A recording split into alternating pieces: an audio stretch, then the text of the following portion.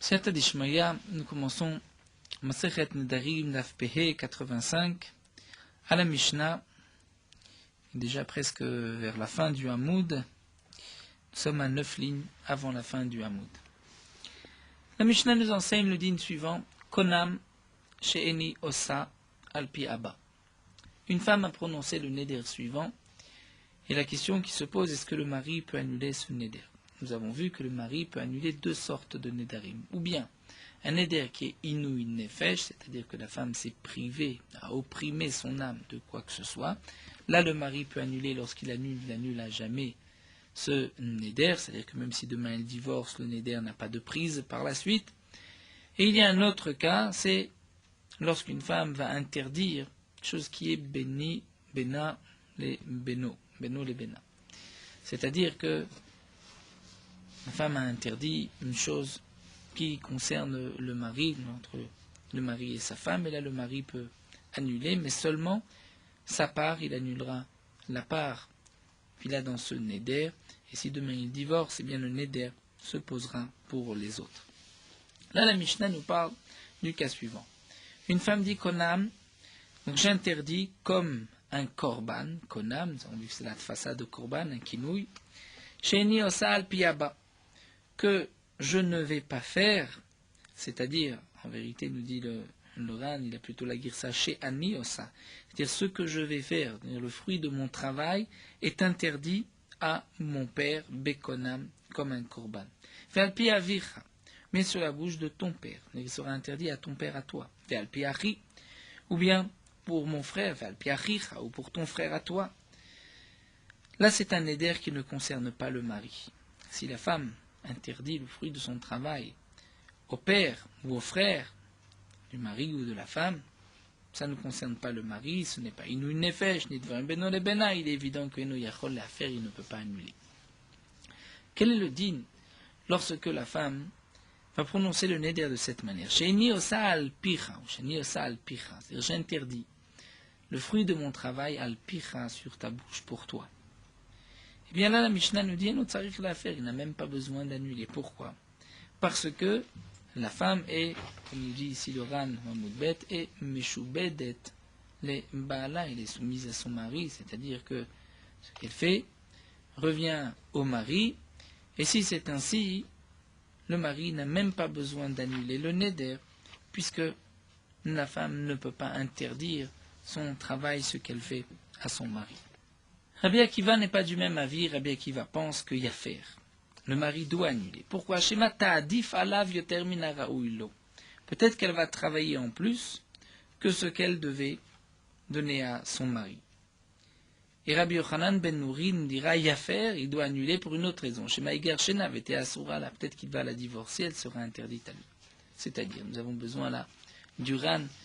Nous allons demander de l'aide au Ran qui se trouve dans Hamoudbet. Donc Rabbi Akiva n'est pas d'accord avec Tanakama. Tanakama pense que si la femme interdit son travail à son mari, le mari n'a pas besoin d'annuler parce que les Chachamim ont fixé une mesure ce qu'une femme doit faire à son mari, comme nous l'avons vu dans Masechet Ktubot. Donc elle est soumise à son mari et ne peut pas interdire cela à son mari. Rabbi Akiva n'est pas d'accord, Rabbi Akiva dit y a faire. Pourquoi?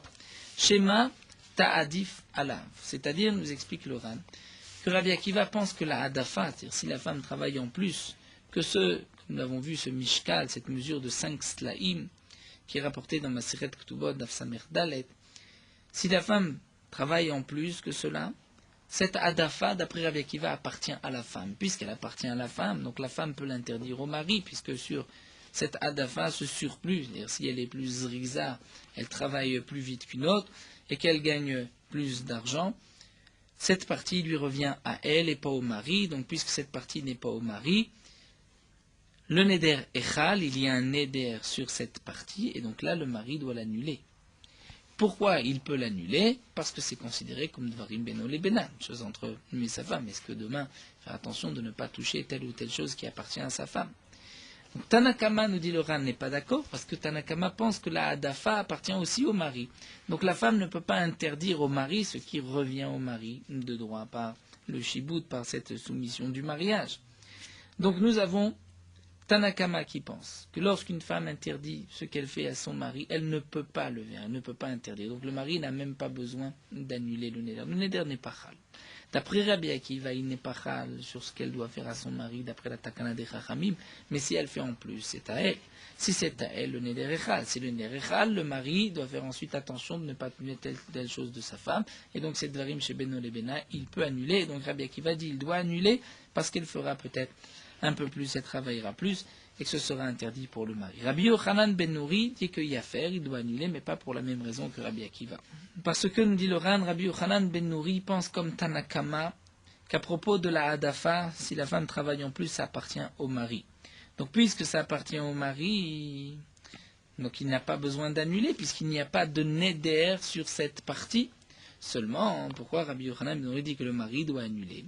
C'est parce que peut-être que demain le mari va la divorcer. Si le mari divorce sa femme, là le neder va avoir où se poser, puisque jusqu'au divorce, la femme était soumise à son mari, donc son travail revenait au mari. C'est vrai que là elle ne pouvait pas l'interdire au mari, mais après le divorce, elle n'est plus méchoubedet, ce qu'elle fait c'est pour elle, et donc à ce moment-là, il y a un neder qui se pose, et le mari n'a pas le droit d'utiliser toutes les choses de sa femme, tout ce qui lui appartient, et que même maintenant, s'il veut la reprendre, et encore une fois se marier avec elle, il ne pourra pas, parce que, comme nous dit le Ran, il ne pourra pas faire attention de ne pas être tochen, tofé, c'est-à-dire de ne pas moudre du blé, de ne pas faire cuire du pain avec elle, toutes les melachot qu'une femme devait faire à son mari aussi. Donc tout ceci va être interdit après le divorce à cet homme-là, et ensuite il ne pourra plus jamais la reprendre. Donc Rabbi Yochanan ben Nouri dit annule maintenant le neder, parce que tu ne sais pas, peut-être que demain tu vas décider de divorcer, et ensuite tu voudras la reprendre, et tu ne pourras pas, parce que le neder va se poser dessus. Donc là nous avons en vérité une marloquette entre Tanakama, Rabbi Akiva et Rabbi Yochanan ben Nouri.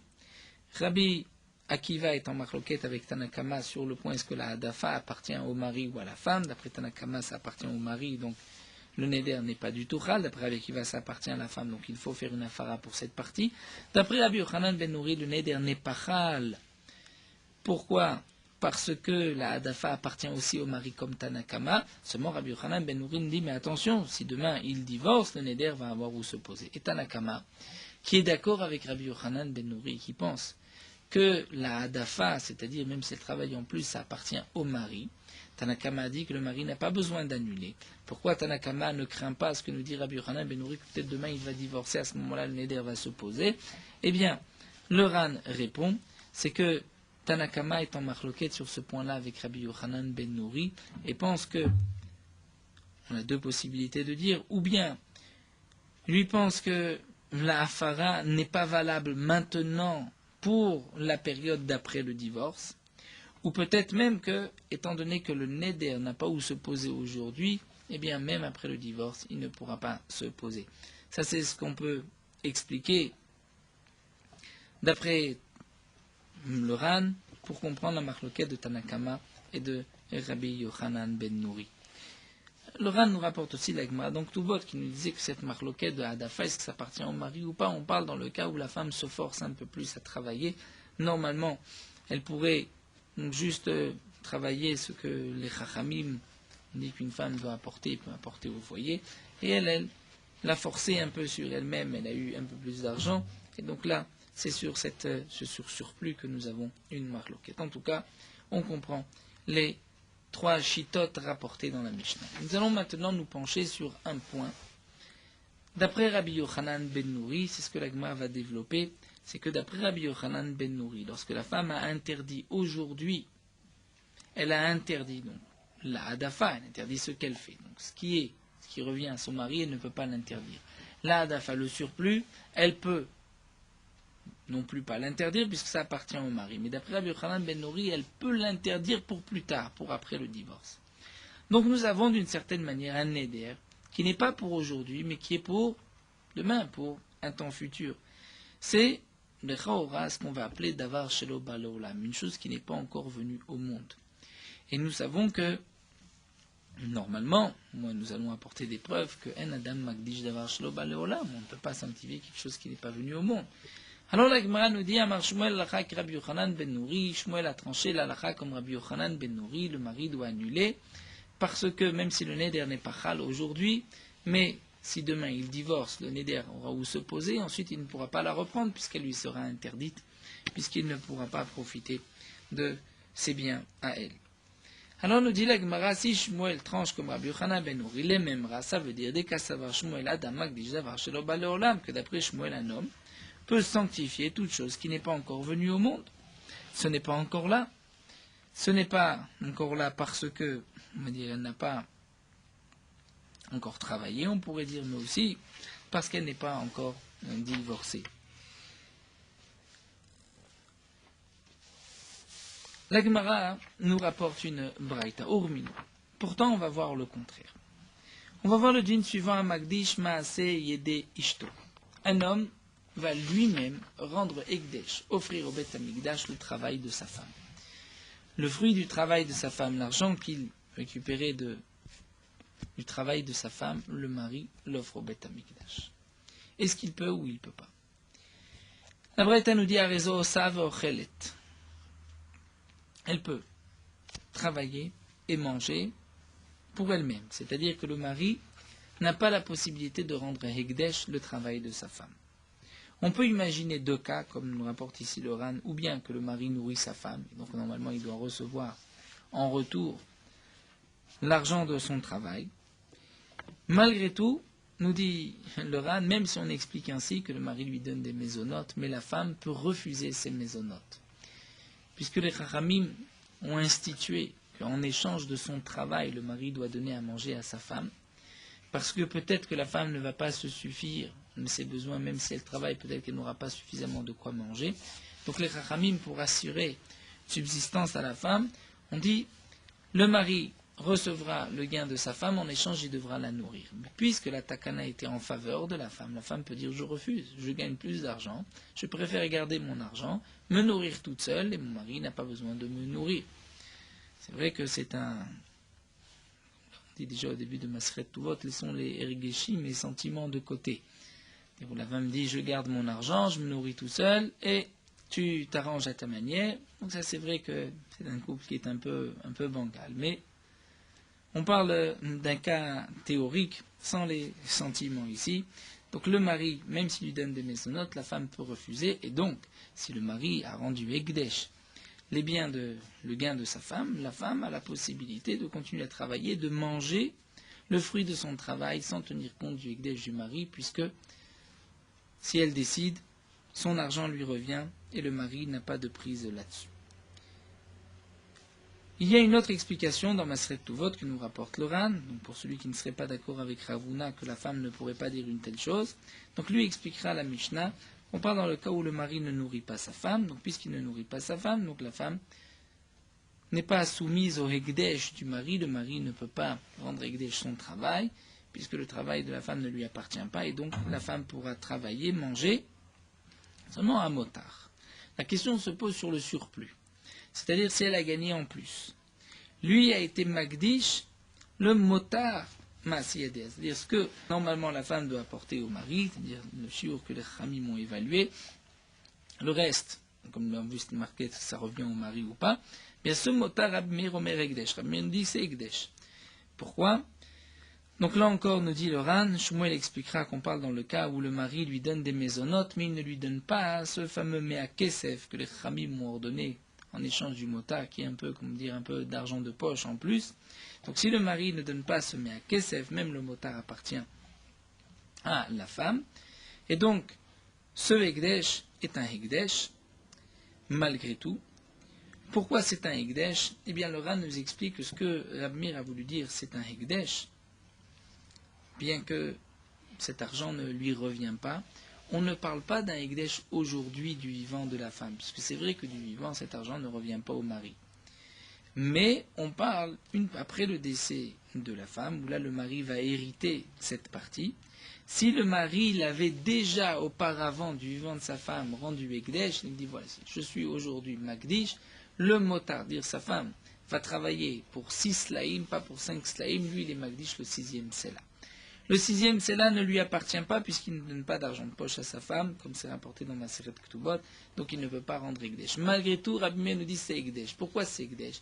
Parce que si demain, donc ce n'est pas Ekdesh aujourd'hui, mais si demain la femme décède et que le mari hérite des biens de sa femme, la partie de Motar est considérée comme Ekdesh, et donc nous voyons de là que d'après Rabbi Yochanan ben Nouri, on peut être Magdish aujourd'hui le motard que le mari recevra si la femme décède et que le mari hérite les biens de sa femme. Donc Rabbi Meir lui pense que c'est Ekdesh, puisqu'on peut être Magdish d'avar chez l'Olam, et Rabbi Yochanan Sandalar Omer Choulin. Rabbi Yochanan Sandalar n'est pas d'accord. Et pense que c'est Choulin. Pourquoi? Bien que demain, si la femme décède, cette partie sera l'héritage du mari, puisque le mari hérite sa femme, malgré tout, un homme ne peut pas aujourd'hui rendre Ekdesh sur d'avoir Shelo Balolam qui n'est pas encore arrivé au monde, qui ne lui appartient pas encore. Ça, c'est ce que pense Rabbi Yochanan à Sandalar. Et Shmuel a dit que la halakha Rabbi Yochanan à Sandalar. Donc, on déduit de là. Puisque Shmuel tranche comme Rabbi Yochanan Sandalar, Alma en Adamak dit d'avoir Shelo Balolam, un homme ne peut pas sanctifier, offrir au Beth Amikdash qui n'est pas encore de ce monde. Si c'est ainsi, nous avons une contradiction, puisque nous avons vu plus haut que Shmuel tranche comme Rabbi Yochanan ben Nouri, et Rabbi Yochanan ben Nouri nous a dit dans la Mishnah que le mari doit annuler le neder si c'est sa femme qui a interdit la hadafa, comme nous l'avons vu. Pourquoi? Parce que de peur que le mari va la divorcer et qu'ensuite le neder va se poser et qu'il ne pourra plus se remarier avec elle puisqu'elle lui sera interdite. Donc on voit que d'après Shmuel, si on tranche comme Rabbi Yochanan ben Nouri, on est Magdish d'avar Shelo Baleolam. Et si on voit que Shmuel dit le contraire, alors que Rabbi Yochanan Sandalar, donc on n'est pas Magdish d'avar Shelo Baleolam. Alors la Gemara propose une réponse. Bechitema, peut-être que tu voudras dire. Kikamar alakha ki Rabbi Yochanan ben Nouri ala hadafa. Dire, n'oublions pas, reprenons, que dans la Mishnah nous avons Tanakama, Rabbi Akiva et Rabbi Yochanan ben Nouri. Tanakama pense que la hadafa appartient au mari. C'est-à-dire la partie que la femme va travailler en plus, ça appartient au mari. Donc d'après Tanakama, le mari n'a même pas besoin d'annuler le neder. D'après Rabbi Akiva, ça appartient à la femme et donc il doit annuler, de peur que ce neder soit chal et qu'ensuite il ne puisse pas faire attention dans sa propre maison. Et d'après Rabbi Yochanan ben Nouri, la hadafa appartient au mari, donc c'est vrai que normalement il n'a pas besoin d'annuler, il n'y a pas de neder, mais peut-être qu'il y aura un neder lorsque il va la divorcer. Eh bien, nous dit la Gemara, peut-être qu'en vérité, lorsque Shmuel a dit Kamar alakha ki Rabbi Yochanan ben Nouri, ce n'est pas sur ce point-là. Sur le point que Rabbi Yochanan ben Nouri a dit qu'il faut annuler parce que peut-être que demain il va divorcer et ensuite il va donc transgresser puisque le neder va se poser. Après tout, Rabbi Yochanan ben Nouri a dit deux choses. Une première chose, comme Tanakama, que la hadafa appartient au mari et pas à la femme comme le pense Rabbi Akiva. Et plus encore, Rabbi Yochanan ben Nouri a dit que puisqu'il y a la hadafa qui appartient au mari, c'est vrai que aujourd'hui le neder n'est pas chal, mais peut-être que le neder sera chal après le divorce, donc d'avoir Shelo Balolam. Mais bien on pourrait dire que Rabbi Yochanan ben Nouri, qui a dit ces deux points-là, Shmuel, lui, n'est d'accord avec lui que sur un point, sur la hadafa. Peut-être diras-tu que Kamar alakha ki Rabbi Yochanan ben Nouri a la hadafa sur la partie en plus. Ou là, Rabbi Yochanan ben Nouri pense comme Tanakama que la hadafa appartient au mari et pas comme Rabbi Akiva. Mais sur l'autre point qu'il faut annuler maintenant parce que sinon le neder va se poser lorsqu'il va divorcer, et que là, ceci nous laisse entrer dans un autre problème qui est d'avar Shelo Balolam, peut-être que la Shmuel n'est pas d'accord avec Rabbi Yochanan ben Nouri. La réponse est impossible. Pourquoi? Parce que si c'est ainsi, les malachas qui Rabbi Yochanan ben Nouri be hadafa, il fallait préciser. La halakha qui Rabbi Nouri sur ce point-là de hadafa. Lorsqu'on dit halakha qui Rabbi Yochanan ben Nouri, ça veut dire sur tous les points, même sur le point de dire qu'après le divorce, le neder va se poser, donc c'est d'avar Shelo Balolam. Inami. Ou même, si tu voulais dire une autre réponse, tu voulais dire que la halakha qui Rabbi Yochanan ben Nouri sur une hadafa, il fallait dire halakha qui Tanakama, puisque en vérité, qu'est-ce que rajoute Rabbi Yochanan ben Nouri sur Tanakama? Juste ce point-là, c'est ce que le neder va se poser après le divorce. Iname, ou bien tu peux dire l'halakha qui Rabbi Akiva. L'halakha n'est pas comme Rabbi Akiva, et si tu nous enseignes l'halakha n'est pas comme Rabbi Akiva, on comprend que ce n'est ni comme Rabbi Akiva que la hadafa appartient à la femme, ni comme Rabbi Akiva qu'il faut annuler. Donc on dira qu'il ne faut pas annuler, bien que la hadafa appartient au mari. Donc si c'est ainsi, la question revient. Donc reprenons la question. Dans la Mishnah, nous voyons que Rabbi Yochanan ben Nouri pense que lorsque la femme a interdit à son mari la hadafa, c'est-à-dire ce qu'elle travaille en plus, le mari doit annuler d'après Rabbi Yochanan ben Nouri parce que peut-être que demain il va divorcer et le neder va se poser.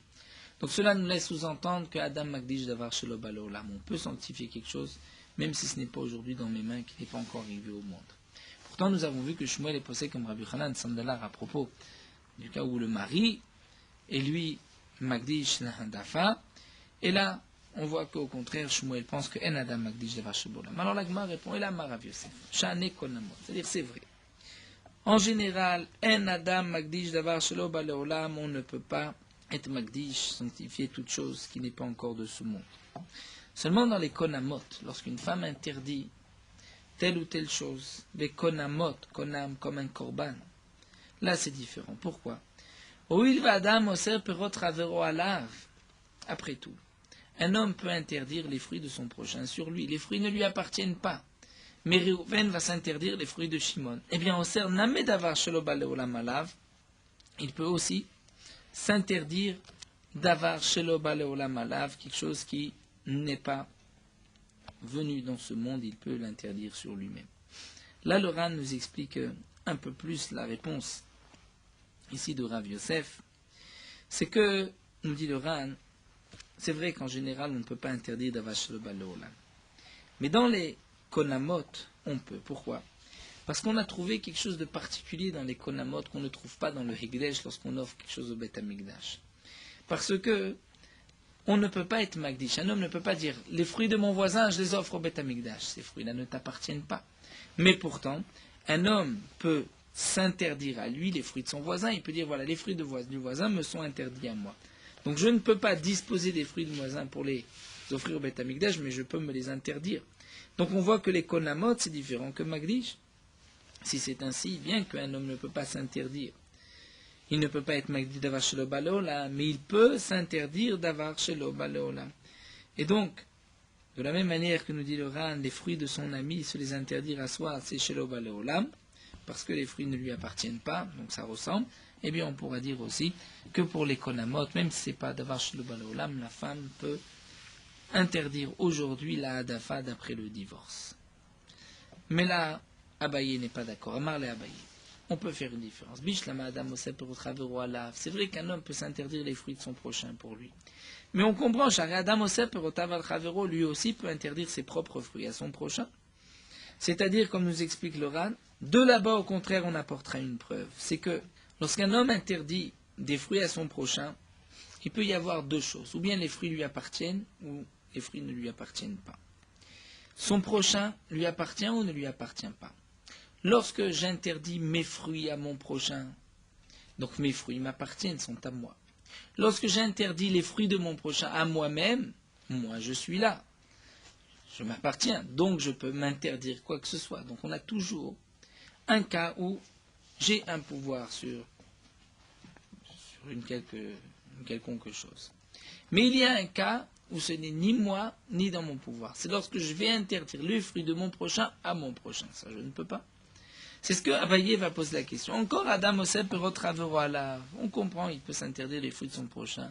Cher Adam Osep Perotravero, il peut aussi interdire ses fruits à son ami. Et on retrouve, il y a au moins une chose qui est en ma possession, ou les fruits ou moi-même. Et là, Yesod Avar Shelo Balolam Achavero. Cher Adam Osep Perotravero Achavero, mais tu ne pourras pas dire en aucun cas que je vais interdire quelque chose qui n'est pas Léolam. Pourquoi? Parce que qu'est-ce qu'on a vu? On a vu qu'un Adam Osep Perotravero, je ne peux pas interdire les fruits de mon prochain à mon prochain. Donc interdire Davar Shelo Ba Léolam à mon prochain, comme dans notre cas, où la femme va interdire les fruits, c'est-à-dire le hadafa, le fruit de son travail, qui est en plus, à son mari après son divorce, ça c'est Davar Shelo Ba Léolam, donc on ne pourrait pas. Donc Abaye dit la comparaison, ce que Rav Yosef a voulu nous dire que les konamot c'est différent parce qu'on voit que dans Ekdesh, il y a une différence entre les konamot, ceci est refuté puisque même si on retrouve une correspondance avec Ekdesh, c'est parce que dans les deux cas il y a quand même un point, les ma'aluta. Mais lorsqu'il y a deux points qui ne vont pas, comme donc d'interdire les fruits de son prochain à son prochain, ni les fruits m'appartiennent, ni mon prochain est dans mes mains. Donc lorsque je vais dire j'interdis toute chose qui n'est pas encore venue dans ce monde à mon prochain, là aussi c'est comme deux choses qui ne sont pas les maluta, qui au contraire vont affaiblir la force du Ekdesh et donc on ne pourrait pas. Si c'est ainsi, dit Abaye, Rav Yosef n'a rien répondu. On ne peut pas dire que les konamot c'est particulier, puisque de la même manière qu'un homme peut interdire les fruits de son prochain à lui-même, il pourra lui interdire d'avoir shelo balolam. Non, on ne peut pas interdire, la femme ne peut pas interdire d'avoir shelo balolam sur lui, puisque lui n'est pas dans les mains de sa femme, et ce qui est shelo balolam n'est pas aussi dans les mains de sa femme. Alors la Gemara poursuit, nous dit, Ela amaravuna berid Rav Yoshua. Dans quel cas la femme peut interdire à son mari pour après le divorce, comme nous l'a dit Rabbi Yochanan ben Nouri, c'est lorsque la femme va dire je sanctifie mes mains pour tout ce qu'elles feront. Tout ce que ses mains vont faire sera sanctifié. Là c'est différent. Là lorsque la femme a dit les mains sont ici, puisque les mains sont ici, elle peut interdire la hadafa même pour un temps futur qui est après le divorce. Donc si c'est ainsi, on comprendra la Mishnah. Reprenons la dernière réponse de la Gemara. La question était que Shmuel a tranché comme Rabbi Yochanan ben Nouri dans la Mishnah que si une femme interdit à son mari le surplus de son travail, le mari doit annuler parce que peut-être que demain ils vont divorcer et que le neder aura où se poser. On a posé la question, mais c'est d'avar shelo baleolam. On ne peut pas être magdish qui n'est pas encore arrivé dans ce monde. Eh bien là, la Gemara répondra, on parle dans le cas où la femme a interdit ses mains pour ce qu'elles feront. Elle n'a pas interdit le fruit qui n'est pas encore là. Elle a interdit ses mains et les mains sont là. Puisque les mains sont là, elle peut les interdire à son mari, même pour après le divorce. C'est pour cela que Rabbi Yochanan ben Nouri dit qu'il faut annuler, et Shmuel est aussi d'accord. Et donc là, c'est différent. Ce n'est pas en vérité, c'est vrai que En Adam Magdish Davar Shelo Baleola, mais là, les mains sont Baola. Seulement la Gemara poursuit et demande Veri Amra Rikitcha. Mais lorsqu'une femme va dire une telle chose, est-ce que les mains vont être kadosh? Les mains de la femme sont soumises pour le travail qu'elle doit à son mari. Le Ran rajoute et dit que même d'après le Mandéamar, que Adam Magdish Davar Shelo Balolam, c'est seulement lorsqu'il précise explicitement qu'il est Magdish aujourd'hui pour autre chose qu'il recevra demain. Mais lorsqu'il ne dit rien, donc on comprend que c'est dès aujourd'hui. Dès aujourd'hui, il ne peut pas. Donc la Gemara pose l'action. Ses mains sont soumises à son mari. De dire qu'elle va rendre Ekdesh pour le temps qui est après le divorce, ça ce n'est pas encore dans ses mains. Et elle ne l'a pas dit Mefourash. La Gemara répond de Amra Lechi Megarsha. On parle dans le cas où la femme a dit Lechi Megarsha, c'est-à-dire la femme, donc là on a encore une fois accentué le cas de la Mishnah, rétréci le cas de la Mishnah, on parle dans le cas où la femme a dit à son mari, je t'interdis la hadafa, le surplus de mon travail, les picha à toi, quand les rimegarsha, lorsqu'on divorcera. Et là c'est sûr que puisqu'il a précisé les rimegarsha, il pourra annuler même si c'est d'avar shelo balolam, étant donné que ses mains son baolam, puisqu'ici on parle dans le cas où elle va toujours dire, donc que mes mains vont interdire, seront kodesh pour tout ce que je ferai. Donc ici la Gemara a terminé la première partie de cette soubia, nous poursuivrons Bezrat Hashem avec Daf Pevav, mais nous avons vu donc que une femme ne peut pas tout interdire à son mari, elle ne peut interdire que ce qui lui revient à elle, et que si elle interdit ce qui revient au mari, elle n'a pas besoin, il n'est pas nécessaire d'annuler, elle ne peut pas, sauf dans le cas où, comme l'a dit Rabbi Yochanan ben Nouri, si demain elle divorce, peut-être que le neder va se poser. Donc on a voulu dire, si on est posé comme Rabbi Yochanan ben Nouri, c'est que Yeshdavar Shelo Balolam, on a répondu que non. On ne peut pas être Magdish, chose qui n'est pas encore venu dans ce monde, mais là, dans ce cas-là, puisqu'il a été elle a été Magdish, ses mains pour son travail, que les mains sont dans le monde, eh bien, et qu'elle a précisé aussi les rimegarsha, que le neder nechal, que lorsque je divorcerai, eh bien le neder sera chal, c'est pour cela que dit Rabbi Yochanan ben Nouri, il faut l'annuler immédiatement. Nous poursuivons avec Morot Halacha Daf Pehe. De même que nous avons vu qu'un homme doit avoir un corps propre au moment où il met les téphilines, il faut aussi avoir un corps propre de mauvaises pensées. Donc celui qui mettra les tefillin et qui a de mauvaises pensées, il devra faire attention d'enlever ces mauvaises pensées, de pencher son cœur vers la crainte du ciel et de prendre sur lui le joug de la royauté divine avec sainteté. Ce point important de Kayon Amarshava, de ne pas avoir de mauvaises pensées, ce n'est pas qu'au moment des tefillin, c'est pendant toute la journée. Mais au moment de tefillin, c'est une double obligation, si on peut dire, de ne pas mélanger le saint avec le rose qui est profane et l'impur avec le pur.